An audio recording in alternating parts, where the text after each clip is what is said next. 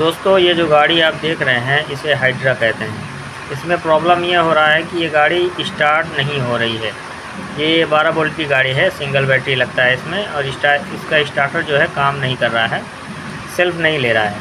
तो आज हम इसका जो है स्टार्टर खोलना सीखेंगे। आइए देखते हैं।